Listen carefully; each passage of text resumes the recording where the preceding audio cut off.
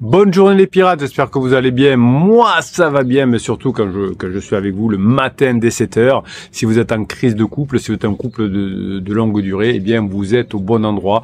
C'est normal de traverser des crises, c'est normal de souffrir pendant la crise, c'est normal que votre conjoint sorte de la phase de sécurisation. Vous êtes ensemble depuis longtemps, vous avez pédaler dans la choucroute au départ, vous avez eu des mauvais conseils, peut-être des silences radio, des bêtises comme ça, des fuis-moi je te suis, et ça vous a fait couler encore plus. Heureusement, vous avez découvert cette chaîne avec les pirates. Maintenant, vous savez quoi faire pour passer dans la phase 4 de votre couple, pour sauver votre crise de couple, parce que pour vos enfants, c'est pas de la tarte de changer de maison toutes les semaines, etc. Un divorce, c'est 20 000 € la première année, 10 000 € les années suivantes. Donc tout ça, on oublie. Vous êtes au bon endroit. Vous avez sur le Affiché Plus un catalogue avec 270 formations, 6 types de coaching, un groupe Facebook des pirates qui vont vous aider à mettre tout ça en application, des vidéos tous les matins pour ce que vous appelez les vidéos de haute valeur, pour apprendre des choses et pour vous motiver à mettre en place ce que vous apprenez dans les formations. Vous avez le live à midi, le midi live à 12h30 où vous discutez entre vous, entre les pirates, et moi je vous aide, je vous réponds à vos questions, je vous donne la grinta. Vous avez le groupe Telegram où toute la journée je vous mets des textes, des vidéos, etc. pour récupérer votre conjoint et pour pouvoir passer dans une phase suivante. Aujourd'hui, on va voir comment votre conjoint en crise va réagir face à des menaces qu'il ressent contre finalement sa liberté ou son autonomie. Votre conjoint vous dit souvent « moi je veux être libre, je vais faire ce que je veux, je vais être autonome, j'en peux plus de cette vie, etc. » Donc finalement, votre conjoint a finalement ce qu'on appelle une réactance qui fait que lorsque votre conjoint a le sentiment que son choix ou ses choix sont restreints, eh bien votre conjoint va éprouver un état motivationnel aversif envers vous qui va le pousser à résister et à la persuasion, aux ordres autoritaires et à passer du temps avec vous. Plus vous allez commettre des interdits de fuis-moi je te suis, de vouloir persuader, de faire des ultimatums, tous ces trucs-là qui ne marchent pas, eh bien votre conjoint va réagir à tout ça en s'éloignant de vous, ce qu'on appelle la réactance, qui se manifeste non seulement par des réponses cognitives de votre conjoint, mais aussi des réponses émotionnelles qui peuvent être de la fuite, qui peuvent être de la colère contre vous, donc qui peut faire que votre conjoint va devenir par exemple passif-agressif. Évidemment, cette réactance va avoir un impact sur le comportement de votre conjoint, mais aussi sur sa santé, sur sa façon d'être, etc. Donc les concepts de crise relationnelle et de crise existentielle illustre la complexité des réponses émotionnelles humaines. Quand votre conjoint sort de la phase de sécurisation, eh bien, il est dans un besoin d'autonomie et de liberté que vous allez vivre ensemble, évidemment, mais dans la phase 4, où chacun sera autonome, fera des trucs de son côté, mais sera très heureux de se retrouver, alors que votre conjoint, pour l'instant, croit que le problème vient de vous, et plus vous commettez d'erreurs, quand vous n'avez pas encore commencé les formations ou que vous les avez pas mis encore en place, vous commettez des erreurs, ce qui éloigne votre conjoint. Donc la crise relationnelle survient chez votre conjoint et donc ensuite dans votre couple lorsque le stress intense de votre conjoint fait qu'il veut se séparer car vous le stressez trop, ou votre couple le stresse trop. Effectivement, souvent les personnes disent quand je rentre à la maison, j'ai trop de stress, je suis trop stressé, alors que vous pensez juste que vous essayez d'arranger la situation. Donc finalement, le stress que vous générez chez votre conjoint, qui déjà est peut-être en crise existentielle, menace la stabilité et le bien-être de vous et de votre partenaire. Évidemment, au début, vous pensez que la faute vient uniquement de votre partenaire, qui vous trahit, qui vous trompe, etc. Et pourtant, le problème vient d'une rupture de confiance, d'un stress trop important, de la nuit, de changement de communication, évidemment, et ce changement de vie nécessaire pour votre conjoint, la sortie de la phase de sécurisation. Eh ben oui, mes pirates adorés, vous avez compris que les crises peuvent conduire à des sentiments de déconnexion émotionnelle, vous le vivez, c'est que cette déconnexion émotionnelle de votre conjoint vous fait souffrir, vous allez avoir des ressentiments et même des pensées très négatives si elles ne sont pas traitées efficacement. Il y a même des pirates qui pensent abandonner alors qu'ils sont pas loin de récupérer leur conjoint parce qu'ils sont dans la phase plateau et se disent non mais je vais quand même abandonner parce que j'en ai marre, mon conjoint abuse, etc. Alors que s'ils continuent jusqu'à la fin du processus, du procédé, notamment de la phase plateau, eh bien il y aura des retrouvailles. Donc la crise de votre conjoint, qui est souvent liée à une crise existentielle, implique un conflit intérieur concernant chez votre conjoint l'identité, le sens et le but. Je veux changer de fonctionnement fonctionnement. Alors, c'est déclenché par ces transitions de vie, par le passage de la phase de sécurisation à la phase d'exploration. Et tout ça va entraîner chez votre conjoint du stress, de l'anxiété et des formes dépressives vers la fin de la crise, où votre conjoint sera en épuisement. Donc l'interaction que vous apprenez dans cette vidéo entre la réactance psychologique et ces crises souligne l'importance de l'autonomie dans les relations impersonnelles et le bien-être individuel. Quand votre conjoint vous dit « avec mon pansement, c'est mon âme sœur, c'est quelqu'un d'extraordinaire, on passe la journée à se textoter, il nous tarde de nous voir, etc. » eh bien, le couple va bientôt exploser parce que l'être humain a besoin d'autonomie. Quand on veut être en fusion avec quelqu'un, eh bien, ça finit par exploser. Donc, lors de la crise relationnelle, votre conjoint va faire preuve de réactance, une réactance accrue en réponse à ce qu'il considère chez vous comme un contrôle, à la manipulation, ce qui complique encore les efforts de résolution des conflits. Souvent, vous me dites en coaching, par exemple, j'en pouvais plus, j'ai suivi mon conjoint, j'ai fait suivre par un détective privé, j'ai mis un mouchard dans la voiture, etc. Eh bien, tout ça, quand votre conjoint s'aperçoit que vous le contrôlez, eh bien là, il y a vraiment un éloignement fort de votre conjoint. Donc, contrôler votre conjoint est un interdit. Montrer à votre conjoint que grâce à votre travail, vous avez changé, c'est un conseil. Donc, les crises existentielles de votre conjoint, ou la crise de couple tout simplement. D'ailleurs, c'est pas quand on est ensemble depuis 5, 10, 15, 20 ans, souvent la crise de couple est couplée à une crise existentielle de l'un des deux partenaires. D'ailleurs, souvent, il y en a un qui tombe en crise existentielle, il s'en sort, et puis c'est le deuxième qui rentre en crise existentielle. Donc la première crise est moins mauvaise parce que vous n'avez pas trop de choses à reprocher à votre conjoint, mais en revanche, la deuxième, celle de votre conjoint, est plus piquante, plus ardente parce que vous l'avez fait souffrir pendant 18 mois, 1 an ou 2, parce que vous étiez pas bien. Eh bien, votre conjoint vous dit, de toute façon, ça fait 2 ans ou 3 que ça va pas, donc on va se séparer. Donc, heureusement que vous êtes tombé sur cette communauté, cette team de pirates, sinon vous seriez, vous aussi, peut-être en train de vous séparer. Rassurez-vous, si vous faites ce qu'il faut, il y a des grandes chances que vous puissiez revenir ensemble.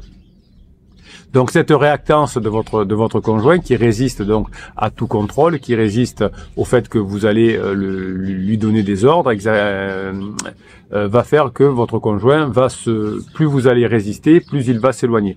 Votre conjoint d'ailleurs va résister à la conformité des normes sociales. Si les parents mettent un coup de pression sur votre conjoint aussi, eh bien ça va exploser encore plus forte, puisque votre conjoint se confronte entre les normes sociales, rester en couple par exemple, faire plaisir à ses enfants et à la quête de sens personnel, puisque votre conjoint a finalement un conflit entre lui-même, sa quête de sens personnel, et les normes sociales, faire plaisir aux enfants, rester en couple, passer en phase 4, être heureux, etc. Donc, ce que vous devez comprendre, c'est que ces dynamiques, pour développer des stratégies d'adaptation et des techniques de communication efficaces, passent par un apprentissage qui vise à favoriser une nouvelle forme d'interaction, la phase 4, qui est plus saine et qui va permettre une grande résilience émotionnelle. Plus vous mettez de pression à votre conjoint, même sans le vouloir, plus vous avez une forme de réactance, plus vous montrez que vous avez changé, plus il y a de légèreté, plus vous allez permettre la résilience émotionnelle de votre conjoint.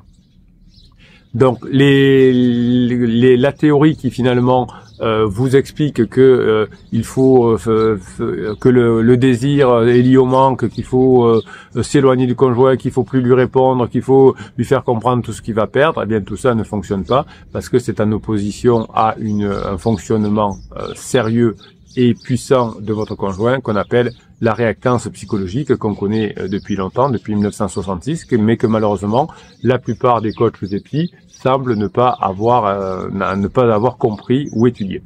Donc la réactance, c'est une réponse émotionnelle et cognitive, de réflexion.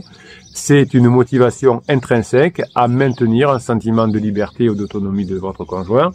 Votre conjoint conçoit votre contrôle, votre comportement que vous aviez déjà il y a 1 an ou 2 quand vous étiez en sécurité et qui a duré pendant des années. Eh bien tout ça aujourd'hui votre conjoint le considère comme une menace et cette menace perçue à l'encontre de son développement, de ses libertés, fait que finalement votre conjoint va éprouver une gamme de réponses émotionnelles et cognitives qui sont conçues pour contrer la restriction que vous imposez à votre conjoint. Donc finalement, cette inclinaison souligne le désir humain de contrôler ses propres choix et ses propres comportements en étant plus libre et plus autonome. Vous allez au début commettre des interdits de vouloir convaincre votre conjoint qu'il a tort ou de vouloir le contrôler, et évidemment, ça crée une menace perçue encore plus importante. On a fait de nombreuses expériences évidemment en neurosciences sur la réactance et on s'est aperçu que les menaces perçues de votre conjoint proviennent d'ordre explicite, de tactiques de manipulation, de messages persuasifs qui vont viser à influencer son comportement. Donc dès que vous avez des formes d'ordre même sympas, des tactiques de manipulation genre je pleure, enfin en tout cas même si je suis sincère, votre conjoint va prendre ça comme une tactique de manipulation, je te manipule. Dès que vous allez faire quelque chose avec vos enfants, il va le concevoir comme, il va le percevoir en tout cas comme une manipulation, et dès que vous allez vouloir le persuader, eh bien ça va amplifier la réactance. Donc l'ampleur de la réactance est proportionnelle à l'importance de la liberté perçue comme menacée. Plus vous allez contrôler votre conjoint, plus il va s'éloigner. Donc si des individus pensent qu'une liberté essentielle est menacée, par exemple sortir du rôle que de la maman ou que de papa et devenir un homme aussi ou une femme, eh bien plus votre conjoint va penser que vous menacez sa liberté, plus il va s'éloigner et il va partir vers un pansement qui est plutôt la liberté pour lui ou pour elle. Donc la réactance de votre conjoint, qui va créer une distance, peut être évaluée évidemment en fonction de l'état de sa crise. Et finalement, plus votre conjoint va être mal, plus vous allez faire souffrir votre conjoint, plus vous allez avoir des réponses qui vont être immédiates à votre tentative de restriction et de menace. Donc plus votre conjoint va être en down, plus il va mal interpréter vos erreurs de discuter du couple. En revanche, dès que votre conjoint va être mieux, si vous avez des discussions légères qui ne sont pas associées à votre couple, eh bien votre conjoint va voir que finalement vous n'entravez pas sa liberté, qu'au contraire, quand il est avec vous, eh bien vous passez des bons moments, votre conjoint se régale, et évidemment vous aurez petit à petit un rapprochement.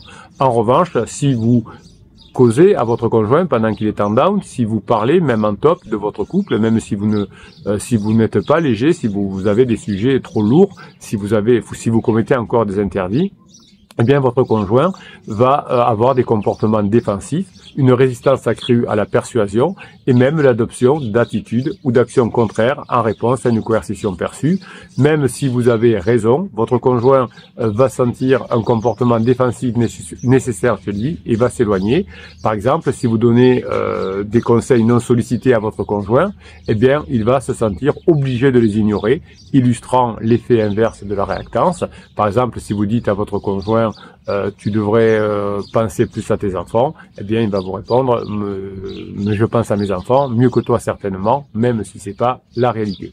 Donc le phénomène de la réactance finalement met en évidence les pièges potentiels des messages que vous pouvez envoyer à votre conjoint. Si vous le faites pas de la bonne façon au bon moment, le phénomène de réactance lié à la liberté et l'autonomie va faire que votre conjoint va s'éloigner et va accentuer la crise relationnelle. Donc cette crise relationnelle que vit votre conjoint et qui vous a entraîné aussi dans cette crise relationnelle, c'est une période de stress intense et de conflit qui menace la stabilité, la satisfaction de vie et le bien-être des deux personnes impliquées. Donc la crise que vous vivez et qui entraîne la réactance va se manifester par les différents signes, la déconnexion émotionnelle de votre conjoint au fur et à mesure que vous essayez de mettre de la pression, des désaccords fréquents parce qu'effectivement quand vous donnez notamment des conseils non sollicités, votre conjoint par réactance va s'éloigner et il y aura des problèmes qui seront non résolus et que vous n'aborderez pas parce que vous êtes toujours sur les mêmes sujets. Dès que vous allez créer un nouveau lien émotionnel avec votre conjoint, vous ne parlerez plus de couple, mais vous passerez des bons moments à partir de l'humour, à partir du badinage, à partir de la sexualisation, à partir de la tension sexuelle, eh bien vous allez améliorer à cette fois le lien émotionnel. Et ce lien émotionnel qui s'était affaibli, qui avait entraîné des sentiments de distance et d'indifférence de votre conjoint, ce qui vous faisait grandement souffrir, eh bien, commence à changer et on peut avoir une intimité globale qui va s'améliorer. D'abord, vous allez redevenir comme amis finalement, et ensuite, comme vous avez une forte dépendance l'un à l'autre, en tout cas votre conjoint est attaché à vous, attachement plus amitié égale à nouveau rapprochement et donc intimité. Donc finalement, votre conjoint a plusieurs problèmes avec vous qui fait qu'il a besoin de liberté et d'autonomie. Il y a souvent un problème de confiance. Vous n'avez pas dit à votre conjoint suffisamment que vous lui faisiez confiance, et peut-être lorsque cette confiance est en plus compromise en raison de l'infidélité de votre conjoint, de la malhonnêteté ou de promesses non tenues, eh bien ça va créer une crise importante. Rétablir la confiance, ça va demander beaucoup de temps et d'efforts. Votre conjoint peut-être vous a commis des erreurs pendant sa crise, et vous avez commis des erreurs en réaction, hein, en manipulant avec les silences radio, les fuis-moi je te suis, en faisant les ultimatums, en pleurant, etc.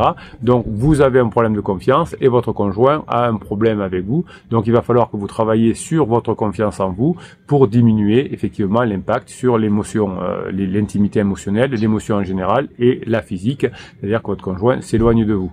Vous allez apprendre à avoir la bonne forme de communication, puisque une communication inefficace est l'un des principales causes de relationnel. Donc quand il y a une crise, eh bien vous allez changer de comportement, vous allez changer de braquet entre guillemets, au lieu de saouler votre conjoint, au lieu de faire des conseils non sollicités, au lieu de lui parler de votre travail, de lui demander comment s'est passée la journée, vous allez faire maintenant ce qu'il faut, notamment vous allez apprendre le badinage.